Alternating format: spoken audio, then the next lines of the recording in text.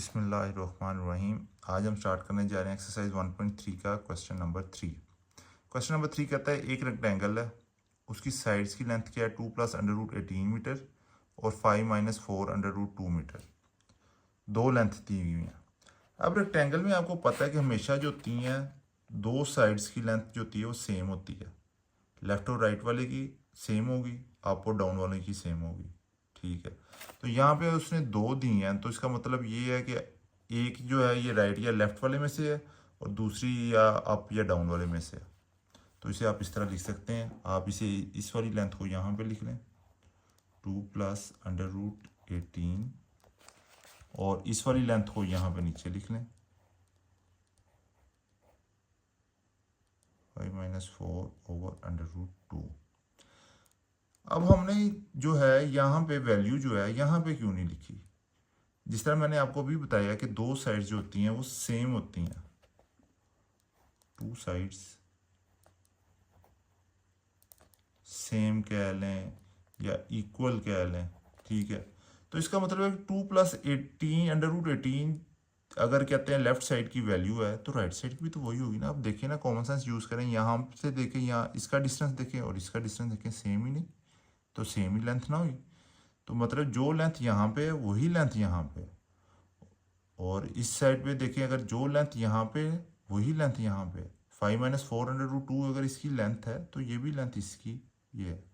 ठीक है, उसके बाद उस क्वेश्चन में कह रहा है कि express the area of the rectangle in the form of a + b √2, कि आप एरिया रेक्टेंगल का शो करें a + b √2 की फॉर्म में। जिस तरह उसने ऊपर वाले क्वेश्चन में कहा था ना कि ए बी की लेंथ आपने निकालनी है a √3 + b √5 की फॉर्म में, इस तरह उसने यहाँ पे भी कहा है कि आपने एरिया ऑफ रेक्टेंगल निकालना है इस फॉर्म में, where a and b are integrals. ये प्रोविजन सिर्फ उसने आपको कंफ्यूज करने के लिए दी है। इंटीग्रल्स का मतलब ही होता है कोई भी पॉजिटिव कोई भी नेगेटिव नंबर, मतलब दुनिया जहान का जो नंबर भी होगा उसे हम इंटीग्रल ही कहते हैं। तो आइए आप डाटा लिखते हैं। सबसे पहले डाटा में देखें, ये है क्या है 2 + √2, ये आपकी लेंथ बन गई, ये आपकी लेंथ में है 2 + √18 मीटर। ये 5 - 4 √2 ये नीचे आपने लिखी है, तो ये तो रेक्टेंगल की विड्थ होगी ना, तो इसे आपने लिख दिया विड्थ 5 - 4 /√2 मीटर। अब आपने फाइंड क्या करना है?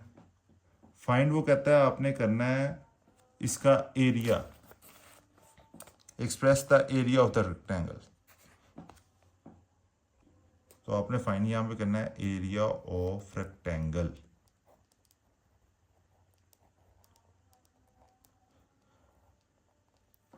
चलिए आइए फिर अब हम इसको सॉल्व करते हैं और इसका जो है एरिया ऑफ रेक्टेंगल उसे फाइंड करते हैं। एरिया ऑफ रेक्टेंगल का आपके पास फॉर्मूला होता है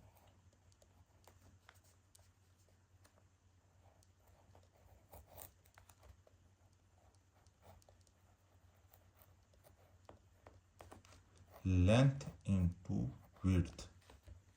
अब आप ऊपर अपने पास देख सकते हैं कि आपके पास जो है डाटा में लेंथ भी गिवन है, विड्थ भी गिवन है, मतलब ये आपके लिए इजी हो गया फाइंड करना।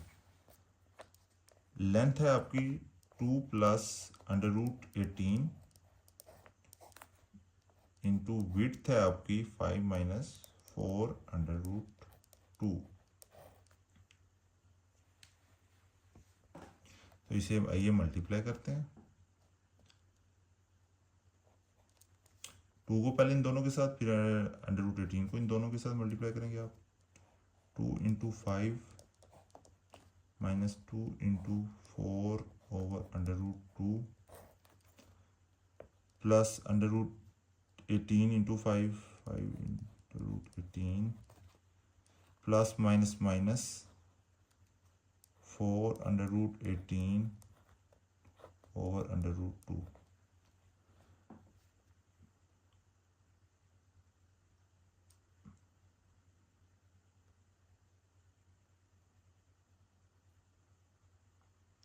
अब आप 2 को इस तरह लिख सकते हैं, सोचें हाँ ज़रा, आप इसे इस तरह भी लिख सकते हैं। किस तरह, क्यों? अगर आप √2 को √2 के साथ मल्टीप्लाई करें तो आपके पास क्या आता है आंसर, ये बन जाता है √2 का स्क्वायर, ये स्क्वायर इसके साथ कैंसिल, तो ये 2 ही नहीं आ गया। मतलब इस वाले 2 को आप इस तरह भी लिख सकते हैं, √2 इंटू √2। इसी तरह 18 को भी ज़रा ब्रेक करना है आपने, तो 18 को ब्रेक करेंगे तो आपको पास क्या एलसीएम आएगा, ये दो जगह पे 18 है, हाँ 18 का एलसीएम आएगा 3 के टेबल में 6 पे आया, 3 के टेबल में 2 पे आया, 2 इंटू, मतलब ये 3 इंटू 3 इंटू 2, मतलब ये बन गया आपका 3 स्क्वायर इंटू 2। तो आइए आप वैल्यूज पुट करते हैं। अब 2 इंटू 5 हो गया 10, माइनस 2 की जगह आपने लिख दिया √2 इंटू √2, जिस तरह मैंने अभी पीछे बताया, 4 √2 प्लस 5 इंटू √18 की जगह आपने लिख दिया 3 इंटू 3 का स्क्वायर इंटू 2 माइनस 4 इंटू 3 का स्क्वायर इंटू 2 ओवर √2। अब आपने √2 को इस फॉर्म में क्यों किया था? अब क्वेश्चन तो ये रह होता है ना कि सिंपल को हमने √2 में क्यों कर दिया था, हमने तो अपने सॉल्व को खुद ही कॉम्प्लेक्स कर लिया ना, ठीक है। हमने बेसिकली √2 इस वजह से किया था इसे, क्योंकि इसके साथ ये नीचे वाली वैल्यू के साथ कैंसिल हो जाएगा। अगर हम इसे √2 में कन्वर्ट नहीं करेंगे तो वो बड़ा मुश्किल स्टेप्स बन जाएंगे, ठीक है। उसे √2 को आप डिवाइड करेंगे, ऊपर वैल्यू के साथ वैल्यूज पॉइंट्स में चली जाएगी, आपका सारा आंसर जो है बल्कि वो पॉइंट्स में चला जाएगा, ठीक है। तो आपने इस वजह से बेसिकली इसको ईजी करने के लिए इसे सॉल्व किया इस तरह। ये √2 इस √2 के साथ कैंसिल, ये आपका बचा 10 माइनस 4 √2 प्लस 5 इंटू ये 3 का स्क्वायर इसके साथ कैंसिल हो गया तो ये बाहर आ गया, इंटू √2 माइनस 4 इंटू 3, ये आ गया √2 ओवर √2। ये 3 से जैसे बाहर आना स्क्वायर था, ये इसके साथ कैंसिल हो गया, 3 बाहर आ गया, ठीक है। तो अब नेक्स्ट टाइम में देखिए आपका, तो ये √2 इसके साथ √2 के साथ कैंसिल हो जाएगा, ये आ जाएगा आपका 10 माइनस 4 √2 प्लस 5 इंटू 3 15 √2 माइनस 12, ठीक है। 10 माइनस 12 क्या हो गया, -2। अब पिछले रिमेनिंग वैल्यू क्या बची, 4 √2 प्लस 15 √2। अब इन दोनों में √2 सेम है ना, ठीक है, √2 वाली वैल्यू, तो आप यहाँ पे √2 को कॉमन भी ले सकते हैं, -2 माइनस √2 कॉमन आ गया, माइनस कॉमन भी कॉमन आया तो अंदर आ गया +4 हो गया, साइन चेंज हो जाएगा, +15 है -15 हो जाएगा, -2 माइनस √2 इंटू -11, माइनस माइनस इसके साथ 2 आता तो ये पॉजिटिव हो जाएगा, -2 प्लस 11 √2।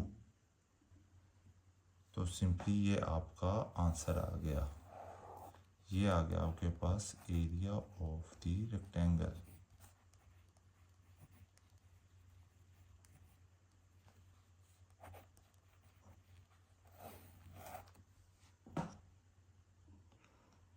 अब अगला क्वेश्चन है आपके पास, क्वेश्चन नंबर 4। क्वेश्चन नंबर 4 में वो आपको पता है फाइंड 2 नंबर्स, कोई भी 2 नंबर फाइंड करें, क्या करें, फाइंड 2 नंबर्स, ठीक है। कौन से वाले 2 नंबर, जिनको जमा करें तो 68 आए और माइनस करें तो 22 आए, ठीक है। कोई भी ऐसे 2 नंबर जिनको आपस में प्लस किया जाए तो 68 आए और उन्हें माइनस करें, आपस में डिफरेंस करें, सब्ट्रैक्ट करें तो आंसर आए 22। अब उसने यहाँ पे हमें नंबर नहीं गिवन, तो हम इस नंबर को फर्ज टेम्परेरी तौर पर लेट कर लेते हैं। लेट क्या करेंगे, उसने कहा फाइंड टू नंबर, कोई ऐसे दो नंबर जिनका सम 68 है। मतलब आप लेट कर लें कि वो दो नंबर हैं एक्स और वाई, उनका सम क्या है, उसने कहा है 68। और आगे उसने क्या कि उन दो नंबर का आपस में डिफरेंस, अगर उन दो नंबर को आपस में सब्ट्रैक्ट करें तो आंसर आता है 22। X minus y is equal to 22। ठीक है, अब ये आपके पास अकॉर्डिंग टू स्टेटमेंट आपके पास डाटा आ गया। उसने कहा कोई ऐसे दो नंबर आपने आपने ये बताने हैं ये नंबर क्या है, आपने ये फाइंड करना है कि ये नंबर आएगा क्या है। यहाँ पे दो नंबर जिनका सम करें तो 68, उन नंबर को हमने लेट करिए एक्स प्लस वाई, और उनको माइनस करें तो 22, और उनको माइनस। अब आपके पास आता है आगे क्वेश्चन कि आप इसे सॉल्व कैसे करेंगे। आपके पास वैल्यूज तो आ गई, क्या फॉर्मूला क्या लॉजिक लगाएंगे, तो आप सिंपली इन दो नंबर्स को आपस में ऐड करें।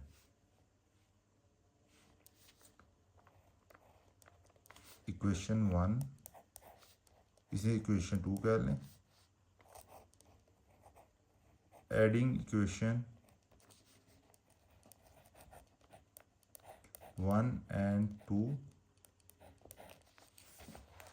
ठीक है। X plus y is equal to 68, x minus y is equal to 22। अब जब आप दोनों को ऐड करते हैं तो ये नीचे वाले के साइन चेंज नहीं होते, मगर जब आप सब्ट्रैक्ट कर रहे हो तब साइन चेंज होते। तो यहाँ ऐड कर रहे हैं तो यहाँ साइन चेंज नहीं होंगे। एक्स और एक्स दोनों प्लस हो रहे हैं तो आ गया 2x। ये पॉजिटिव आया ये नेगेटिव आया तो ये दोनों आपस में कैंसिल। इज इक्वल टू 68 और 22 को आपस में करें तो आपके पास आता है 90। यहाँ पे बन गया 2x is equal to 90, x is equal to 90 over 2, और x आ गया आपके पास 45। तो यानी जो दो नंबर आपने फाइंड करने से वो कौन से दो नंबर जिनको जमा करें तो 68 है और माइनस करें तो 22 है, उसमें आपको पता चल गई एक वैल्यू तो आ गई आपके पास x वाली, कि x की वैल्यू जो है 45 है। तो आप इसे आप पुट कर दें क्वेश्चन नंबर 1 में, put value of x in equation 1। Equation 1 या इक्वेशन 2 आपकी मर्जी है, हम इक्वेशन 1 में पुट कर रहे हैं। इक्वेशन 1 में पुट करें, हाँ x की value 45 plus y is equal to 68। ये आ गया y is equal to 68 minus, ये पॉजिटिव वाले साइड पे जाके माइनस हो जाएगा। 45 इज इक्वल टू आ गया y इज इक्वल टू 65 23।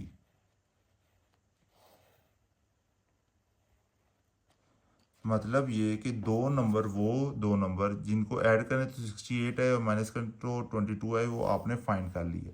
एक नंबर आ गया 45, दूसरा नंबर आ गया 23। ये मैं इस वजह से साइड पे लिख रहा हूँ ताकि ये नेक्स्ट पेज पे जाऊँगा तो ये वाला आपको नज़र नहीं आएगा, ताकि आपको ध्यान में जो है ना सही स्केच रहे।